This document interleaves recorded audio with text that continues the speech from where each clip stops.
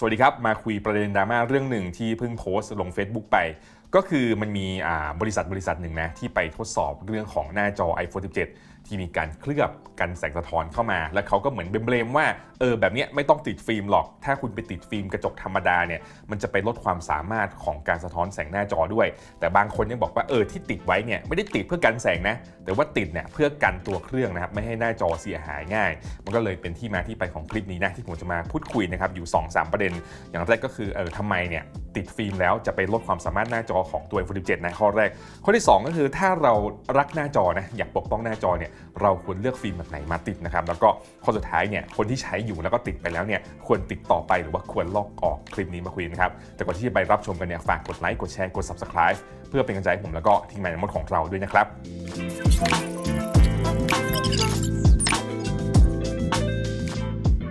ก่อนที่จะไปพูดถึงเรื่องฟิล์มเนี่ยเดี๋ยวเรามาพูดถึงความสามารถของหน้าจอของ iPhone 17 Series ก่อนประกอบไปด้วย iPhone 17 iPhone 17 Pro แล้วก็ iPhone 17 Pro Max รวมถึง iPhone Air ด้วยนะครับทั้ง 3-4 รุ่นเนี่ยเขาจะมาพร้อมหน้าจอเทคโนโลยีใหม่ชื่อว่า Ceramic Q2 นะครับซึ่งมีความแข็งแรงทนทานกันรอยขีดข่วนได้ดีกว่ารุ่นเดิมได้เหนือสิ่งใดเนี่ยมีการเพิ่มความสามารถใหม่เข้ามาก็คือการเคลือบลดแสงสะท้อนนะครับมันคืออะไรสมมติว่าเราใช้หน้าจออย่างเงี้ยอย่าง iPhone อยู่ในสตูที่มีแสงไฟด้านบนพอมากระทบหน้าจอเนี่ยแสงก็จะสะท้อนออกไปเราก็จะเห็นเนื้อหาบนหน้าจอมากขึ้นอยู่ที่กลางแจ้งนะครับถ้ามีแดดอะไรมาส่องเราก็จะเห็นหน้าจอที่ชัดเจนขึ้นนั่นเองนะครับและนอกจากนั้นเนี่ยก็มีการเพิ่มความสามารถนะครับเรื่องของความสว่างสูงสุดของหน้าจอเนี่ยเป็น 3,000 นิตส์ด้วยดังนั้นสรุปง่ายๆก็คือตัว iPhone 17 Series รวมถึง iPhone Air นะครับมีการปรับปรุงหน้าจอให้แข็งแรงทนทานการแสงสะท้อนได้ดีขึ้นแล้วก็เห็นชัดขึ้นในที่กลางแจ้งนั่นเองนะครับต่อมานะมันมีเว็บไซต์หนึ่งครับชื่อว่า AstroPad นะครับเขาได้เอาตัวเครื่องมือไปวัดนะครับเชิงเทคนิคนั่นแหละเพื่อไปดูความสามารถของการลดแสงสะท้อนของหน้าจอของ iPhone 17 ว่ามันเป็นยังไงบ้างสิ่งที่เขาทำเนี่ยเขาทำเทียบกับ iPhone 16 รุ่นก่อนหน้าด้วยนะ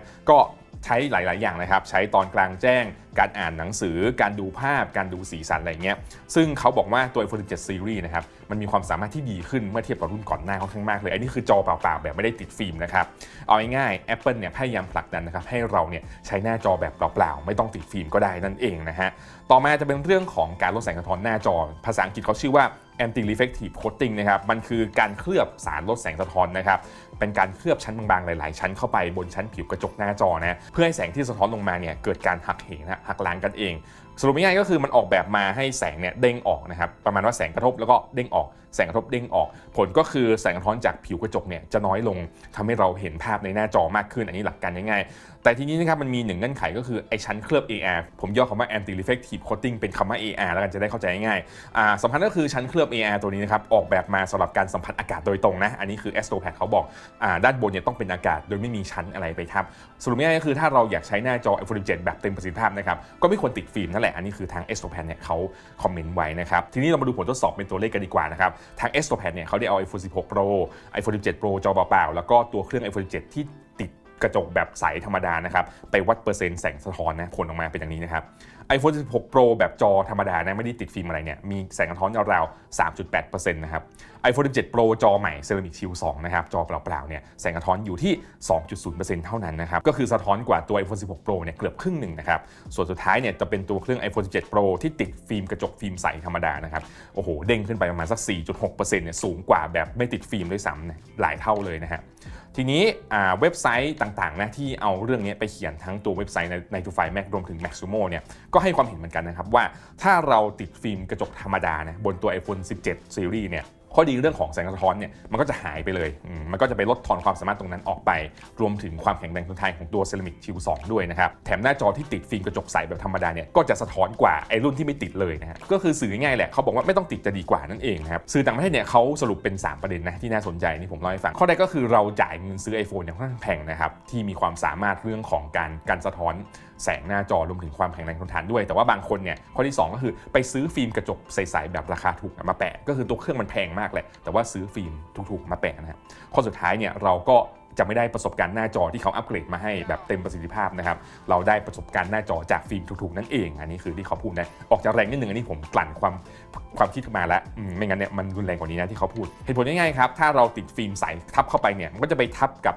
บตัว Ceramic Q2 นั่นเองทำให้ประสิทธิภาพความสามารถเนี่ยไม่ดีมันกลายเป็นว่าฟิล์มกระจกกับกาวเนี่ยมันไปลดทอนความสามารถของ Ceramic Q2 รวมถึงตัว AR ด้วยนะฮะซึ่งจริงๆแล้วเนี่ย Apple อยากผลักดันตรงนี้ให้เราใช้แต่ว่าเหมือนเราไปติดแล้วก็ไม่ได้ใช้คุณสมบัตินี้นะครับต่อมา แล้วฟิล์มแบบไหนล่ะที่เราควรติดเพื่อที่ยังคงรักษาความเทพของหน้าจอ iPhone 17 ไว้นะครับก่อนที่ไปคำถามนั้นเนี่ยมาคำถามสั้นๆก่อนว่างั้นโอ้โห iPhone 17 เนี่ยโบมาสักขนาดนี้มี AR มีชั้นเคลือบนู่นนี่นั่นมาให้แล้วเราจะต้องเลิกติดฟิล์มไปเลยหรือเปล่าดังนั้นเนี่ยไม่ต้องขนาดนั้นนะครับเรามาดูความเข้าใจของตัวฟิล์มกระจกที่เขาขายในตลาดดีกว่าว่าตอนนี้มันมีเยอะแยะมากมายมีหลายแบบให้เลือกนะครับอย่างตัว Exopad ที่เขาทำคอนเทนต์ตรงนี้ขึ้นมาจริงๆแล้วเนี่ยเขาก็อยากขายฟิล์มของเขาเองนะเขาอยากขายฟิล์ม AR ของเขานะครับเพื่อให้ผู้ใช้เนี่ยยังได้ความสามารถของการสะท้อนแสงหน้าจอของ iPhone 17 อยู่แม้ติดฟิล์มหน้าจอนะครับตัวอย่างนะครับมันมีฟิล์มในตลาดเยอะแยะมากมายเนอะถ้าเราไปดูจะมีทั้งฟิล์มใสฟิล์มด้านฟิล์มกระจกฟิล์มกระจกแบบไพเรซี่ฟิล์มกระจกแบบ AR เยอะแยะมากมายเลยแต่ถ้าเราจะมาดูนะว่า iPhone 17 เนี่ยควรติดฟิล์มแบบไหนสำคัญที่สุดก็คือควรติดฟิล์มที่มีคุณสมบัติ AR นะที่มันสามารถลดแสงสะท้อนได้จริงนะครับซึ่งมันมีเยอะแยะมากมายเลยแต่ว่าราคาของมันเนี่ยก็จะค่อนข้างสูงอยู่นะครับตัวอย่างเช่นเนี่ยเราพี่ต้อมเคยทำรีวิวไปแล้วก็คือตัวเนี่ยฟิล์มแมกการ์ดที่มีความสามารถเรื่องของ AR นะครับเขาจะเขียนบนกล่องเนี่ยกันแสงสะท้อนได้เนี่ยก็สามารถเอาไปติดได้เพราะว่ามันเป็นกระจกแข็งมีความแข็งแรงทนทานมีการเคลือบสารกันแสงสะท้อนในตัวด้วยแล้วก็พยายามออกแบบมาให้มันไม่ลดทอนความสามารถของตัวเซรามิก Q2 ให้มากที่สุดนะครับถ้าเราไปดูตรงนี้บนกล่องถ้าไปซื้อเนี่ยก็ให้ดูนะครับว่ามีคำว่า AR อย่างเงี้ยก็โอเคไม่ใช่แค่แบรนด์แมกการ์ดนะครับแบรนด์อื่นก็มีเยอะแยะมากมายไปดูก็ได้สรุปง่ายๆถ้าเราจะติดฟิล์มบน iPhone 17 เนี่ยก็เลือกตามความเหมาะสมในการใช้งานเลยบางคนเนี่ยโอเคอยากให้ตัวหน้าจอมีความแข็งแรงทนทานแล้วก็อยากเห็นคอนเทนต์ชัดๆเนี่ยคุณติดฟิล์มใสแบบแข็งๆก็ได้ไม่มีปัญหานะครับแต่ถ้าอยากได้คุณสมบัติการแสงสะท้อนเนี่ยก็หาซื้อฟิล์มที่มีคุณสมบัติ AR ก็จะราคาอัพขึ้นไปนิดนึงแต่ว่ามันก็ยังสามารถกันแสงสะท้อนได้อันนี้ก็แล้วแต่เลยนะครับคำถามต่อมาคนทั่วไปควรติดหรือไม่ติดฟิล์มดีอันนี้คือผมมองว่ามันแล้วแต่คนจริงๆเหมือนที่ผมบอกไว้แต่ผมขออนุญาตแบ่งเป็น3กลุ่มแล้วกันเผื่อว่าเราเป็นคนกลุ่มไหนก็ให้ตัดสินใจแบบนั้นครับกลุ่มแรกก็คือคนที่อยากได้ประสบการณ์หน้าจอที่ดีที่สุดนะชอบความใสของหน้าจอชอบความคมของหน้าจอใช้งานกลางแจ้งบ่อยนะครับอ่านหน้าจอบ่อยๆอย่างเงี้ยขี่มอเตอร์ไซค์นั่งรถเมล์แล้วก็เขาเรียกว่าอะไรเป็นคนซุ่มซ่ามชอบเอาตัวเครื่องตกบ่อยเนี่ยกลุ่มนี้ผมแนะนำว่าให้หาเคสที่ดีก่อนข้อแรกคุณหาเคสที่ดีก่อนนะมาใส่อย่างที่2ไอ้ฟิล์มกระจกเนี่ยคุณจะเอาฟิล์มกระจกอะไรก็ได้จะเป็นฟิล์มกระจกใสก็ได้ฟิล์มกระจกแบบไพรเลซี่ก็ได้นี่แล้วแต่นะครับถ้าอยากให้เห็นข้อมูลที่ชัดที่สุดเนี่ยควรจะเป็นฟิล์มกระจกใสนะครับอาจจะเป็นขอบบางด้วยนะเพื่อที่จะได้แบบไม่ลดทอนการแสดงผลหน้าจอของตรงขอบนะครับข้อที่2คนที่ซีเรียสนะครับเรื่องของคนที่แบบกระจกเนี่ยต้องห้ามแตกหน้าจอต้องห้ามแตกผมจะโปรเทคตัวเครื่องให้ดีที่สุดนะครับชอบวางเครื่องคว่ำหน้าไว้นะครับชอบโยนมือถืออย่างเงี้ยหรือว่าอยู่ในบ้านที่มีเด็กชอบหยิบจับมือถือไปเล่นตรงเนี้ยเราควรหาฟิล์มที่มีความแข็งแรงทนทานนะครับแล้วก็ฟิล์มพวกฟิล์มกระจกที่แข็งๆเนี่ยก็จะราคาสูงอยู่ใช้คู่กับเคสราคาแพงๆหน่อยก็ได้ตรงนี้ก็จะดีนะครับข้อสุดท้ายเนี่ยคนที่อยากได้จอด้านนะครับจอแบบใช้ในแนวเล่นเกมชอบฟีลลิ่งแบบจับถูง่ายๆอย่างเงี้ยมีบางครั้งก็จะมีการวาดเขียนบนมือถือบ่อยๆบน iPhone บ่อยๆอย่างเงี้ยก็หาฟิล์มพวกที่แบบ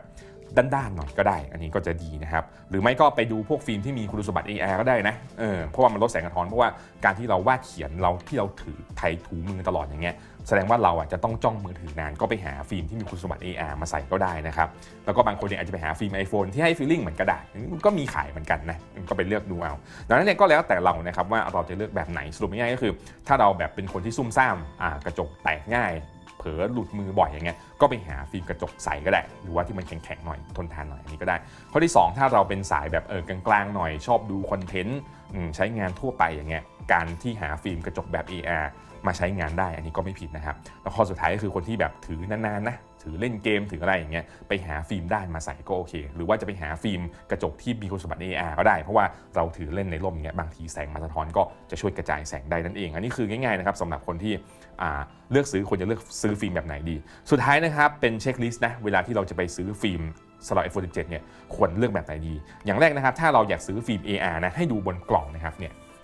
ว่ามีคำว่า AR ไหมจะมีคำว่า anti reflective AR coating หรือว่า anti glare แบบนี้ก็ได้หมดเลย ให้ดูตรงนี้บนกล่องถ้ามีเขียนคำว่า 9H Tempered Glass Ultra Clear เนี่ยอันนี้มันคือส่วนของความแข็งแรงทนทานของฟิล์มนะครับมันไม่ได้บ่งบอกว่าตัวนี้การแสงสะท้อนได้ดีการแสงสะท้อนได้ดีจะต้องมีคำว่า AR นะครับข้อที่2ก็คือเราควรถามพนักงานเลยเอาตรงๆเลยเดินไปที่ร้านก็ได้ถามเขาเลยว่าผมอยากซื้อฟิล์มสำหรับ iPhone 17 ที่มีคุณสมบัติการแสงสะท้อนเนี่ยควรเลือกแบบไหนดีเขาก็จะนำเสนอให้นะก็บอก requirement ไปแต่ถ้าบอกว่าอยากเอาแบบไซส์ธรรมดาก็บอกเขาคงหามาให้นะครับข้อที่3ถ้าเราไปซื้อออนไลน์นะก็ให้ไปดูนะฮะพวกที่เขารีวิวเป็นคลิปรีวิวก็ได้ที่เขาใช้กางแจ้งให้ดูว่าเป็นยังไงบ้างฟิล์มใสเป็นยังไงฟิล์ม AR เป็นยังไงบ้างการสะท้อนได้ดีหรือเปล่าก็ไปดูรีวิวตรงนั้นนะครับแล้วก็สุดท้ายเนี่ยพยายามหลีกเลี่ยงนะครับฟิล์มที่ราคามันถูกเกินไปอย่างเงี้ยไม่ใช่บอกว่าฟิล์มราคาถูกไม่ดีนะครับแต่ว่าถ้าเราเนี่ยอย่างที่บอกเราซื้อ iPhone แบบแพงนะซื้อ iPhone เครื่องนึงมาก็เหมือนจะซื้อมอเตอร์ไซค์ได้คันนึงเงี้ยแต่ถ้าไปซื้อฟิล์มราคาถูกแบบ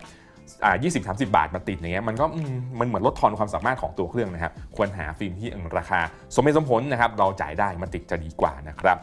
โอเคสรุปสุดท้ายนะสรุปแบบสั้นๆแล้วกันนะครับก็คือ iPhone 17 เนี่ยเข้ามาพร้อม Ceramic Shield 2 แล้วก็เคลือบสารลดแสงสะท้อนมาด้วยนะครับสามารถให้เราเนี่ยใช้งานได้ชัดขึ้นถ้าอยู่เวลากลางแจ้งหรือรวมถึงในร่มที่มีแสงสะท้อนเข้ามาแบบไม่ติดฟิล์มเลยนะครับแต่ถ้าติดฟิล์มแบบกระจกธรรมดาแบบไม่มี AR อย่างเงี้ยก็จะไปลดทอนความสามารถตรงนั้นวิธีแก้ปัญหาก็คือถ้าเราอยากได้ฟิล์มมาติดรวมถึงอยากให้มีคุณสมบัติการแสงสะท้อนด้วยก็คือควรจะซื้อฟิล์มที่มีคำว่า ARมาติดนะครับแล้วก็สุดท้ายเนี่ยก็คือแล้วแต่เรานะครับ เรามีงบประมาณเท่าไหนก็ควรจะเลือกแบบนั้นแล้วก็ถ้าอยากให้ตัวเครื่องเนี่ยมันมีประสิทธิภาพสูงสุดเนี่ยก็พยายามหาวิธีรักษาดูแลมันอย่างเช่นหาฟิล์มดีๆมาติดหาเคสดีๆมาใส่แบบนี้ก็โอเคนะครับผมถามความเห็นของทุกคนแล้วกันว่าตอนนี้พวกคุณเนี่ยใช้ iPhone รุ่นไหนอยู่แล้วก็ติดฟิล์มรุ่นไหนอยู่โอเคหรือเปล่าถ้าซื้อ iPhone 17 มาแล้วไม่ติดฟิล์มอันนี้ก็แล้วแต่สามารถคอมเมนต์พูดคุยกันได้นะครับก่อนจากกันไปฝากกดไลค์กดแชร์กด Subscribe เพื่อเป็นกำลังใจผมแล้วก็ทีมงานมดของเราด้วยคลิปนี้ผมเต้นมดขอลาไปก่อนแล้วเจอกันคลิปหน้าสวัสดีครับ